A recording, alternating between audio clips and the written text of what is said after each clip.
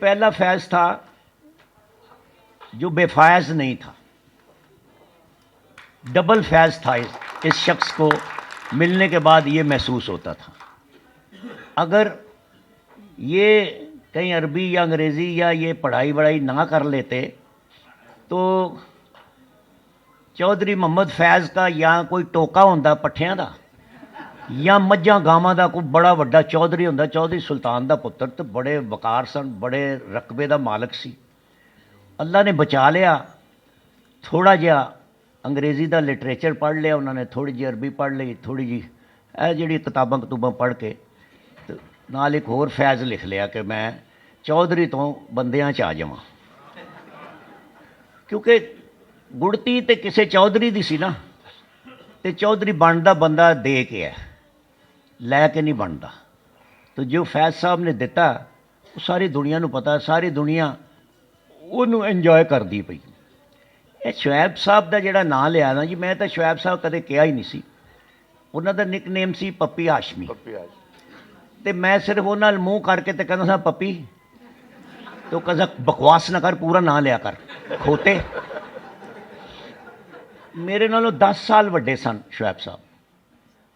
Arts counsel में 58 आया इत्थे इस 39 कनाल दे बंगले च, एक हिंदू लेडी का बंगला सी।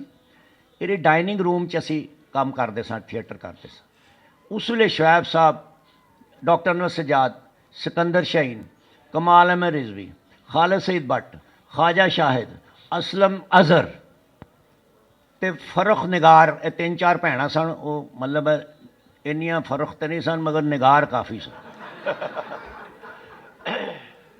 बाद च किते नईम ताहिर भी आ गया, यासमीन आपा भी आ गए।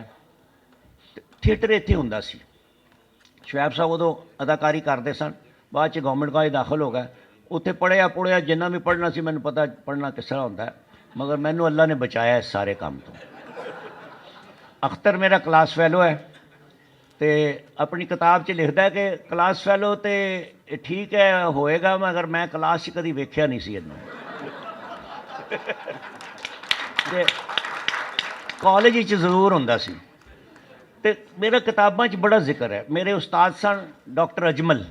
डॉक्टर अजमल ने भी अपनी किताब च लिखा। काफ़ी लोग लिखते हैं किताबां दीयां गल्लां जिहड़ियां ने, वो काफ़ी देर रहिंदियां ने, क्योंकि वो लोग सच समझते हैं।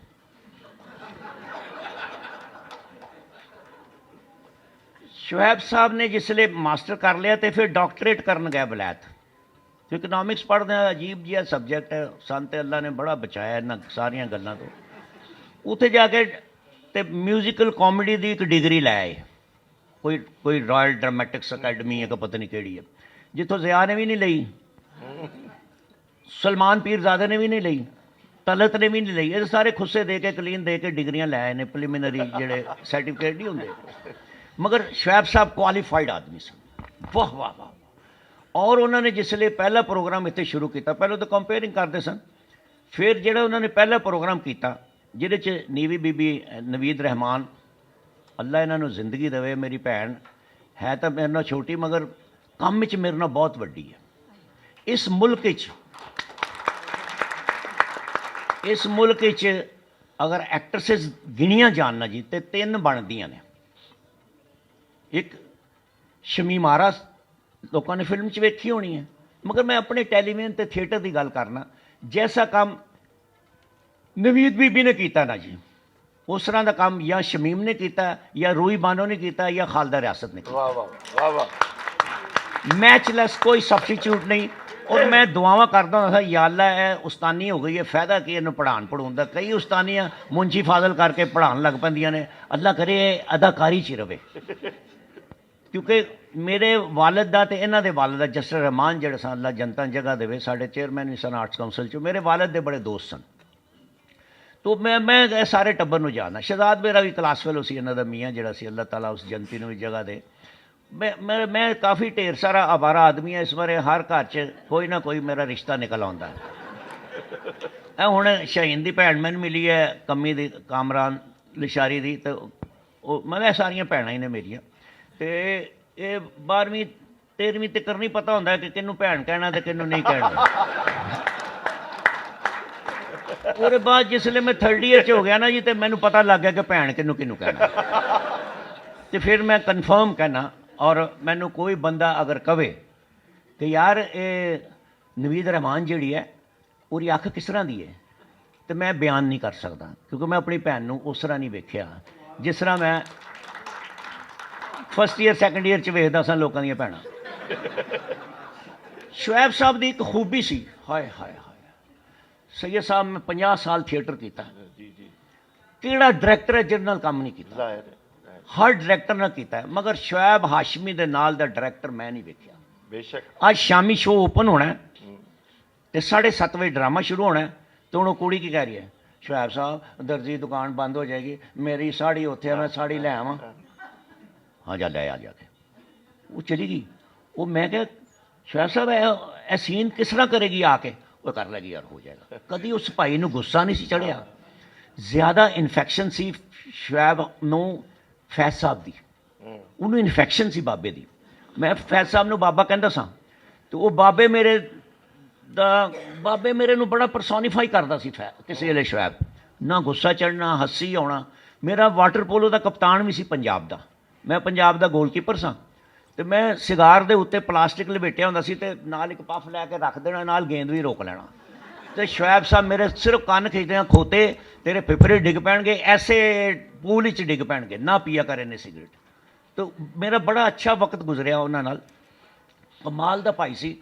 ਬਹਰਹਾਲ ਜਿਸਲੇ ਉੱਥੋਂ ਆਏ ਸਕਾਲਰਸ਼ਿਪ ਤੇ ਗਏ ਸਨ, ਤੇ ਡਰਾਮਾ ਸਿੱਖ ਕੇ ਆ ਗਏ, ਕਾਮੇਡੀ ਸਿੱਖ ਕੇ ਆ ਗਏ, ਤੇ ਬਾਕੀ ਆਪਣਾ ਪੜ੍ਹਾਈ ਦਾ ਕੰਮ ਤਾਂ ਉਹਨਾਂ ਨੂੰ ਜਿੰਨਾ ਆਉਂਦਾ ਸੀ ਪਹਿਲਾਂ ਓਨਾ ਹੀ ਸੀ ਉਹਨਾਂ ਕੋਲ। ਹੋਰ ਕੁਝ ਐਡ ਨਹੀਂ ਕੀਤਾ ਉਹਨਾਂ ਨੇ ਆਪਣੀ ਐਜੂਕੇਸ਼ਨ ਦੇ ਸਲੈਬ ਵਿੱਚ। अल्लाह ताला उन्होंने जनता जगह दवे। बहुत प्यारे भाई साहब। क्या नाप तोल का इशारी निज़ाम था उस शख्स के पास, और जितनी प्रेजेंस मैंने उनकी देखी है ना थिएटर में, मैंने और किसी एक्टर की नहीं देखी। मैंने बहुत लोग देखे हैं, मगर कोई उन जैसा नहीं था। नहीं, कमाल के एक्टर थे। बाकी चीज़ें तो मेरा मतलब है अल्लाह ने ऐसी दी हुई थी, और बड़े दलेर, जैसे नीवी बीबी बता रही हैं। और क्या उस ज़माने के बच्चे जो थे, मतलब अब्बास शफ़ी साथ काम करता रहा, अब्बास शफ़ी ने कितना काम किया, ये शहनाज ने कितना काम किया, उस बच्ची ने भी बहुत काम किया। अब्बास शफ़ी भी अंग्रेजी पढ़ाते थे। हाँ, अंग्रेजी पढ़ाते थे और बहुत अच्छा काम किया। जिन जो उनके साथ लगा ना जी। 62 में जब मैं कॉलेज में गया तो GCDC को उस वक्त 75 साल हो गए थे बने हुए। तो मुझे रोल ऑफ ऑनर के लिए 3rd ईयर तक जाना था। मेरा शौक़ यही था रोल ऑफ ऑनर मिल जाए मिमिक्री में। तो जब एज अ मिमिक मैंने कहा कि मुझे रोल ऑफ ऑनर दो, तो पिक्टोरियल बोर्ड ने कहा गया कि बकवास। शुएब साहब कहते रहे खोते नकल नुकल की होंगी ने कोई नहीं कहा एक ही कोई रोल ऑफ ऑनर नहीं। खैर मैं चला गया डॉक्टर नज़ीर साहब के पास। डॉक्टर नज़ीर साहब को मिला मैं, उन्होंने डॉक्टर अजमल को बुलाया, डॉक्टर चावला को बुलाया।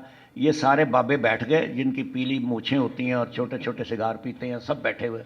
उन्होंने कॉलेज काउंसिल ने फैसला कर दिया कि इसको मिमिक्री में रोल ऑफ ऑनर दो।